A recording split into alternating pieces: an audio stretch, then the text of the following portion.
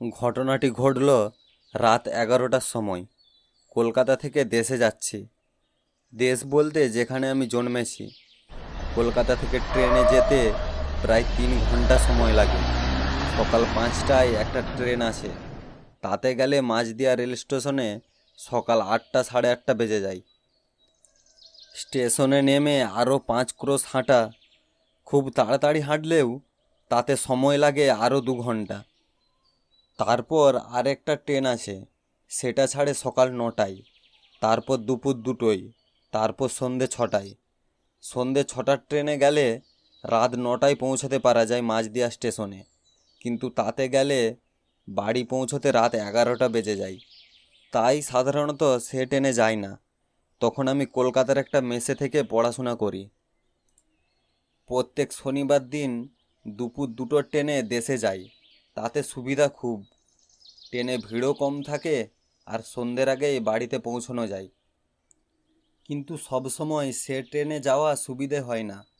লেখাপড়া ছাড়া ফুটবল খেলার নেশা আছে। রবিবার দিনটাই দেশে না কাটিয়ে কলকাতায় বন্ধুদের সাথে কাটাতে ভালো লাগে। কোনো শনিবার বাড়িতে না গেলে বাবার চিঠি আসে। লেখেন, তুমি শনিবার বাড়ি আসো নাই কেন? আমরা পথ চাহিয়া বসিয়াছিলাম, তোমার শরীর খারাপ হইল কিনা ভাবিয়া খুব চিন্তিত আছি। পট্টপাত উত্তর দিবে ইত্যাদি।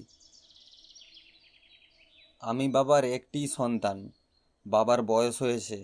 আমাকে নিয়ে তার যত ভাবনা চিন্তা, স্বপ্ন, সব কিছু। আমি বড় হব, আমি মানুষ হব, বংশের মুখ উজ্জ্বল করব। আমাদের বাড়ির পাশেই থাকতেন নসু কাকা। আসল নাম বোধহয় ছিল নৃসিংহ ভট্টাচার্য। বাবা তাকে নসু বলে ডাকতেন। তিনি গ্রামে গ্রামে যজমানদের বাড়িতে গিয়ে পুজো করে বেড়াতেন। বড় ভালো লোক। আমি দেশে গেলেই আমার সঙ্গে দেখা করতে আসতেন। বলতেন, খুব মন দিয়ে লেখাপড়া করবে বাবা, এখন দিনকাল খুব খারাপ। আর কলকাতা শহরে যেরকম গাড়ি ঘোড়া ট্রাম বাস, খুব সাবধানে চলাফেরা করবে। নসু কাকা আমাদের দেশে নামকরা পুরুত মশাই। তিনি না হলে কারোই কোনো পূজা আচ্চা হতো না। কেউ হাতে খড়ি দেবে তাতেও যেমন তার ডাক, আবার তেমনি কারো বাড়িতে ছেলের অন্নপ্রাশন হবে তাতেও তাকেই চাই। তারপর আছে বারোয়ারি তলার দুর্গাপুজো, কালী পুজো থেকে আরম্ভ করে 3 ক্রোশ দূরে জমিদার বাবুদের বাড়িতে যত উৎসব, যত বিয়ে, সবেতেই তার ডাক পড়তো। তাই এই আবহাওয়াতে আমি মানুষ।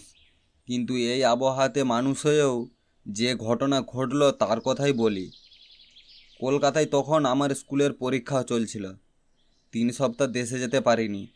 বাবাকে সে কথা লিখে দিয়েছিলাম যে আমি 3 সপ্তাহের জন্য দেশে যেতে পারবো না।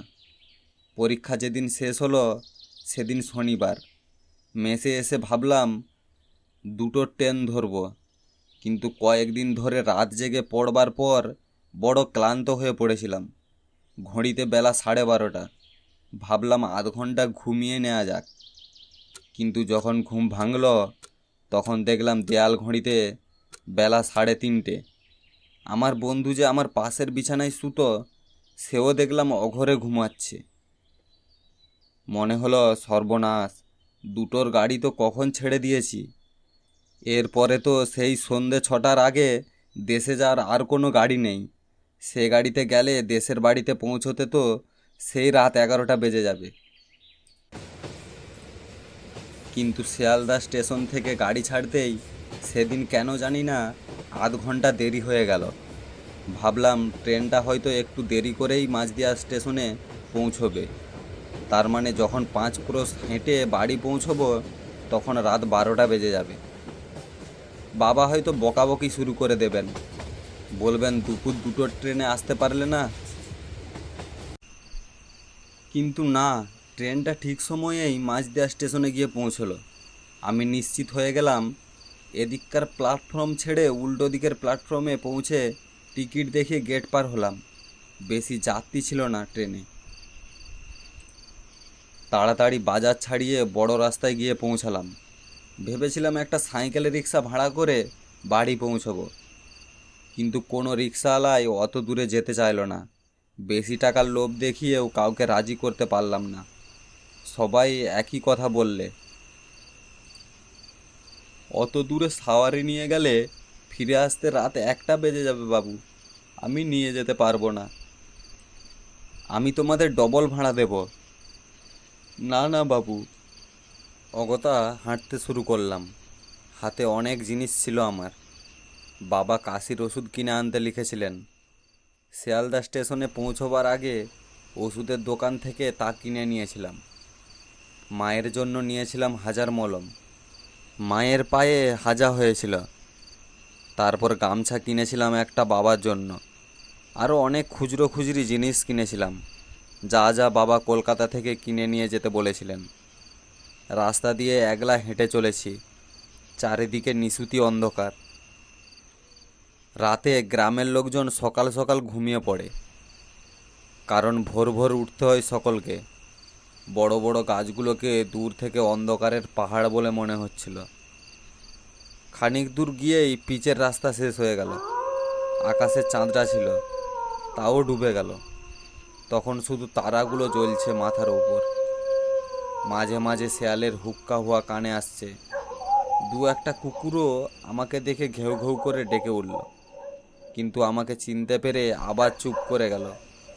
তবু আমার কেমন যেন করতে লাগলো, কিন্তু কিসের যে ভয় তা বলতে পারবো না। একটা রাস্তার মোড়ে এসে দাঁড়ালাম। চারিদিকে কয়েকটা বড় বড় বটগাছ ডালপালা ছড়িয়ে জায়গাটিকে ঢেকে রেখেছে।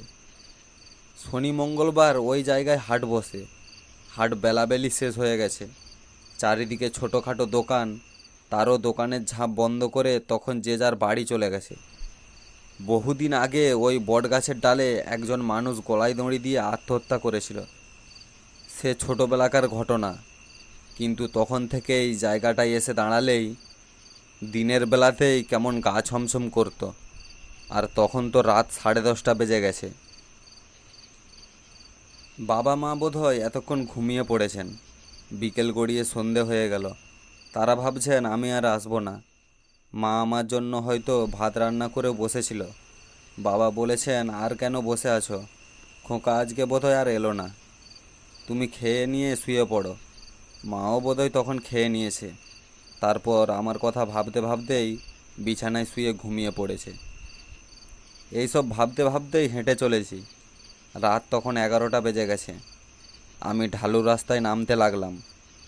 তারপর সামনের দিকে নজর পড়তেই যা দেখলাম তাতে আমার শরীরের রক্ত হিম হয়ে এলো। দেখলাম ওপারের রাস্তা দিয়ে একটা দাঁড়িয়ালা মূর্তি ঢালু রাস্তা দিয়ে আমার দিকে নেমে আসছে। রাস্তায় তার পা নেই, শুধু হাওয়ায় ভাসতে ভাসতে এগিয়ে আসছে আমার দিকে। আমি আর এগোলুম না, এগোতে ভয় করলো। ও কি তবে সেই লোকটার মূর্তি যে একদিন বট গাছে গলায় দড়ি দিয়ে মরেছিল? তখন কত লোকের মুখে শুনতে পেতুম যে সে নাকি ওই অঞ্চলে ভূত হয়ে ঘুরে বেড়ায়, কিন্তু আমার নিজের চোখে তা কখনো দেখিনি। হঠাৎ আমাকে লক্ষ্য করে মূর্তিটা কথা বলে উঠল। বললেন, কে ওখানে? আমি কি জবাব দেব বুঝতে পারলাম না। শুধু একটু থেমে বললাম, আমি আমি কে? বলতে বলতে মূর্তিটা আমার দিকে আরও এগিয়ে আসতে লাগলো। সামনে মুখের কাছে এসে বলল, কে কে তুমি? আমি ভয়ে শিউরে উঠেছি তখন। কিছুই জবাব দিতে পারলাম না সেই মুহূর্তে। মূর্তিটা জিজ্ঞেস করলো, ও তুমি বিমল, ধীরেশদার ছেলে? আমার তখন জ্ঞান ফিরে এলো। চিনতে পারলাম মূর্তিটাকে। বললাম, নসু কাকা আপনি? হ্যাঁ আমি। তা তোমার আসতে এত দেরি হলো যে? দুপুরে 2টোর ট্রেনটা ধরতে পারিনি, ঘুমিয়ে পড়েছিলুম। তাই সন্ধে 6টার ট্রেন ধরে আসছি। তা আজকে এই অমাবস্যার রাতে না এলেই পারতে। এই রাত বিরেতে আসা কি ভালো? আমাদের গায়ে যে পরশুদিন বাঘ বেরিয়েছিল, তার কদিন আগে বাবুদের বাড়িতে ডাকাত পড়েছিল। তা আপনি এত রাত্রিরে কোথায় যাচ্ছেন? জমিদার বাবুর স্ত্রী হঠাৎ ডেকে পাঠিয়েছেন, তার বড় ছেলের খুব অসুখ। আমাকে সেখানে গিয়ে শান্তি সন্তেন করতে হবে। যত রাতই হোক না কেন আমাকে যেতেই হবে। তার বড় ছেলে এখন যায় তখন যায় অবস্থা। তাই খেয়ে নিয়েই দৌড়াচ্ছি। আমাকে যে ডাকতে এসেছিল তাকে বলেছি তুমি এগিয়ে যাও, আমি খেয়ে উঠেই যাচ্ছি। তোমার সঙ্গে রাস্তায় কোনো লোকের দেখা হয়নি?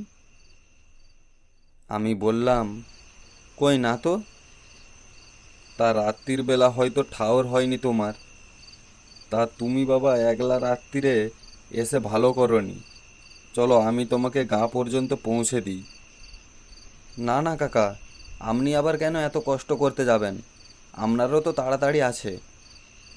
সে কি কথা, এই এত রাত তোমাকে কি এই অবস্থায় একলা ছেড়ে দিতে পারি?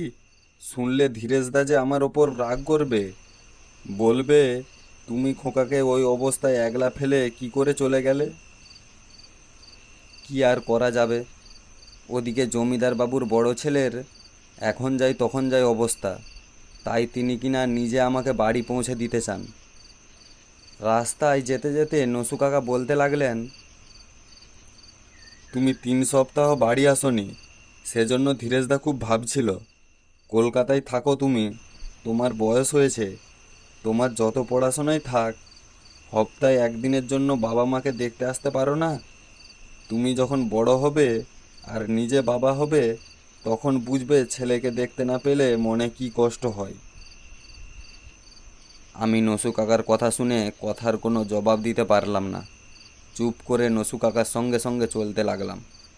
তারপর যখন বাড়ির কাছাকাছি এসেছি, তখন নসু কাকা বললেন, এই দেখো তোমার বাড়ি, এবার আর কোনো ভয় নেই, আমি চলি, আমার খুব তাড়া আছে। বলে তিনি চলে গেলেন। আমি আমাদের বাড়ির সদর কড়া নেড়ে ডাকতে লাগলাম, বাবা, বাবা, বাবা। বাবা আমার ডাক শুনে ধড়পড় করে জেগে উঠেছেন। তাড়াতাড়ি দরজা খুলে দিয়ে আমাকে দেখে বললেন, খোকা তুমি এসে গেছো? কোন ট্রেনে এলে? দুপুরের ট্রেনে আসতে পারলে না? দুপুরবেলা পরীক্ষা দিয়ে এসে ঘুমিয়ে পড়েছিলাম, তাই। বাবা বললেন, তা বলে সন্ধ্যের ট্রেনে আসতে হয়? জানো বাড়ি পৌঁছাতে রাত 11টা বেজে যাবে। তাছাড়া গায়ে পরশুদিন বাঘ বেরিয়েছিল, তা জানো? কদিন আগে বাবুদের বাড়িতে ডাকাত পড়েছিল। আমি বললাম, আমি তো তা জানতুম না। রাস্তায় দেখা হয়ে গেল নসু কাকার সঙ্গে, তিনি আমাকে নিজে বাড়ি পর্যন্ত পৌঁছে দিয়ে গেলেন। নসু, নসু কাকা? হ্যাঁ, তার সঙ্গে নলগাড়ির নাবালে দেখা হয়ে গেল। তিনি জমিদার বাবুদের বাড়ি যাচ্ছিলেন, তাদের বড় ছেলে মরো, তাই তিনি শান্তি সন্তেন করতে সেখানে যাচ্ছিলেন। বাবা আমার দিকে হতবাকের মতো চেয়ে রইলেন।